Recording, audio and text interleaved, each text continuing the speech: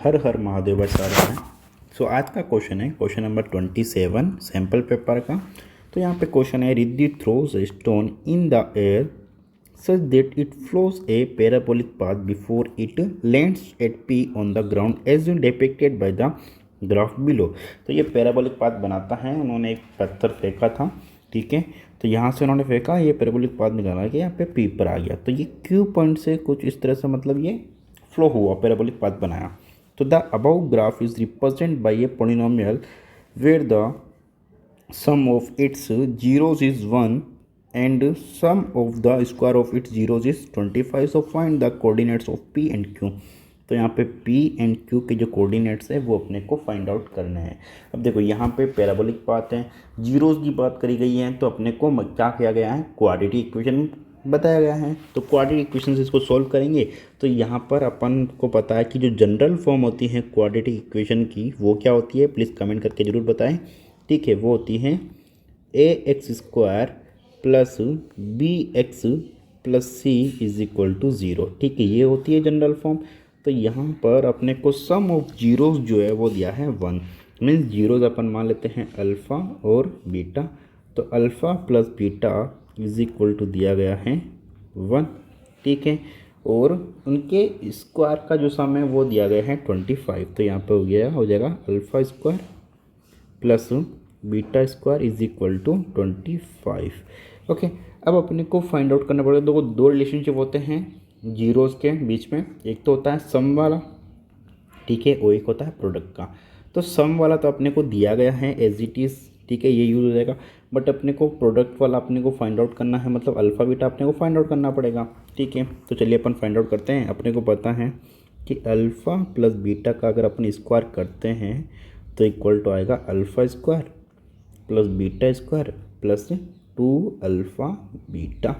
तो alpha plus beta का whole square मतलब 1 का स्क्वायर, तो 1 का स्क्वायर हो जाएगा equal to alpha square plus beta square का वैल्यू 25। तो ये 25 इज प्लस 2 अल्फ़ा बीटा। तो 25 को 1 स्क्वायर 1 का स्क्वायर 1 तो 1, तो 24 की तरफ में इसको भेजेंगे तो यहाँ पर आ जाएगा 2 alpha beta is equal to 1 minus 25 is equal to minus 24।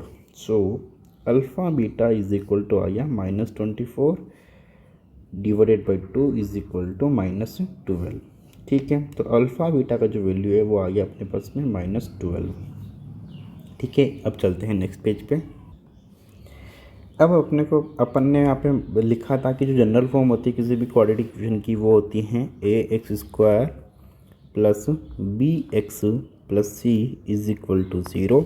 और अपने पास में वैल्यूज़ हैं alpha plus beta is equal to 1 and alpha beta is equal to आया अपने पास में माइनस 12। तो इन वैल्यूज़ के थ्रू अब अपन a b और c की वैल्यूज़ फाइंड आउट करते हैं। तो अपने को पता है कि alpha plus beta is equal to होता है minus b upon a and alpha beta is equal to होता है c upon a। So let's put the values here.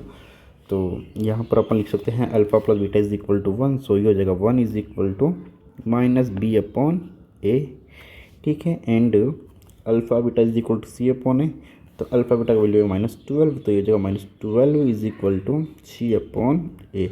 तो अपन बी और सी का जो वैल्यू है वो फाइंड आउट कर लेते हैं एक ही टर्म के अंदर, क्योंकि यहाँ पर भी सी के साथ में ए आ रहा है, यहाँ पर भी बी के साथ में ए आ रहा है।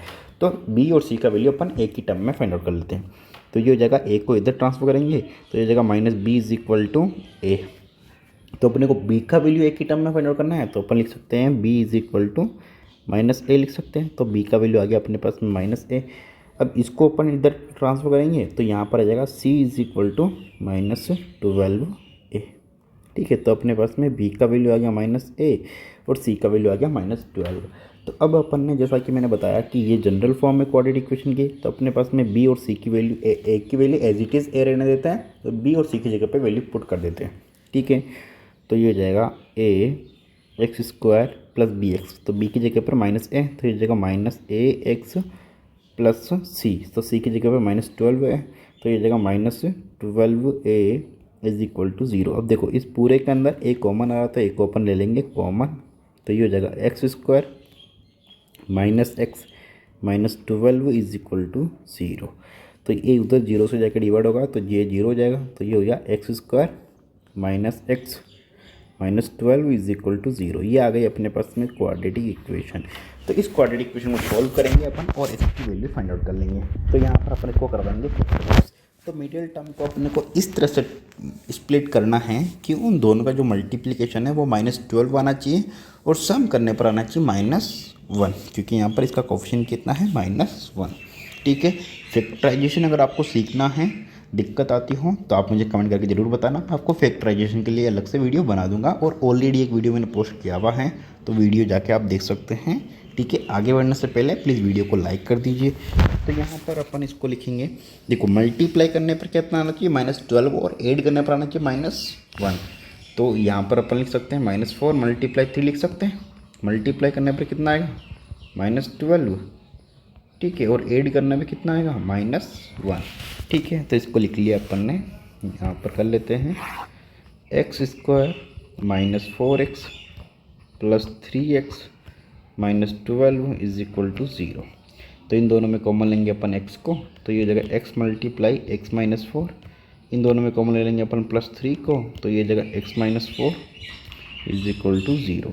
तो x माइनस 4 कॉमन आ जाएगा, तो पीछे बच जाएगा x plus 3 is equal to 0। तो ये हो जाएगा x minus 4 is equal to 0 and x plus 3 is equal to 0। तो x का वैल्यू आ गया यहाँ पर 4। ओके, यहाँ पर आ गया x का वैल्यू -3। ठीक है, तो x के दो वैल्यूज आ गए अपने पास में 4 एंड -3। अब अपन वापस से चलते हैं ग्राफ पर। ठीक है, तो यहाँ पर देखो p का जो कोऑर्डिनेट है वो पॉजिटिव साइड में है, ठीक है, और q का जो कोऑर्डिनेट है वो नेगेटिव साइड में। तो अपने पास में दो वैल्यूज आया था, एक वैल्यू आया था 4, ठीक है, और एक वैल्यू आया था -3। तो q का जो वैल्यू है वो हो जाएगा अपने पास में -3, ठीक है, और p का जो वैल्यू वो जाएगा अपने पास में 4। तो अब देखो अपने को coordinate of p and q बोला है, तो कोऑर्डिनेट फाइंड आउट करना है अपने को। तो देखो p ये किसका -3 किसका वैल्यू हो गया x का वैल्यू, और 4 किसका वैल्यू हो गया x का वैल्यू। तो ये x एक्सिस पर है तो x का वैल्यू तो अपने को कुछ ना कुछ देगा, बट y का जो वैल्यू है वो x एक्सिस पे क्या रहता है 0। तो ये जगह -3 0 कोऑर्डिनेट, ठीक है, और ये कोऑर्डिनेट जगह 4 0 कोऑर्डिनेट। ठीक है, तो q का कोऑर्डिनेट कितना हो गया -3 0 और p के कोऑर्डिनेट कितना हो गया 4 0। ओके, ये हो गया अपने फर्स्ट पार्ट। ठीक है, फर्स्ट पार्ट हो गया अपना। अब सेकंड पार्ट में क्या देगा, if 1 unit of the graph represent 25 metre, so how far from Riddhi does the stone land. तो यहाँ से अगर रिद्धि यहाँ पर है, देखो कहीं क्या कुछ लोग क्या करेंगे कि रिद्धि को यहाँ पर क्यू पर मान लेंगे, बट रिद्धि जो है वो क्यू पर नहीं है, रिद्धि जो है वो -2 पर है। तो -2 से p पे जाके स्टोन गिरा, तो अगर 1 यूनिट इक्वल टू अगर 25 मीटर है तो कुल कितने डिस्टेंस पे जाके वो स्टोन गिरेगा। तो देखो यहाँ से लेके यहाँ तक तो 4 यूनिट हो गया, ठीक है, और 2 यूनिट यहाँ से लेके यहाँ तक, तो कितना यूनिट हो गया टोटल, ये टोटल हो गया 6 यूनिट। ठीक है, 6 यूनिट का मतलब कितना हो गया, 6 × 25 metre is equal to 150 metre. इसका मतलब क्या हुआ कि रिद्धि से स्टोन जो है 150 मीटर की दूरी पे जाके गिरा। ठीक है स्टूडेंट, तो सेकंड का आंसर आ जाएगा 150 मीटर। ओके, कोई डाउट कोई भी क्वेरी हो तो प्लीज़ आप मुझे कमेंट करके पूछ सकते हैं, या फिर आप मुझे डायरेक्टली मैसेज कर सकते हैं मेरे व्हाट्सअप नंबर 9982435001, और आप अपना डाउट पूछ सकते हैं, या फिर आप मुझे कनेक्ट कर सकते हैं इंस्टाग्राम के through Mahend/01। Okay student, so thank you so much friend, all the best, bye bye, take care. मिलते हैं नेक्स्ट वीडियो के अंदर। हर हर महादेव।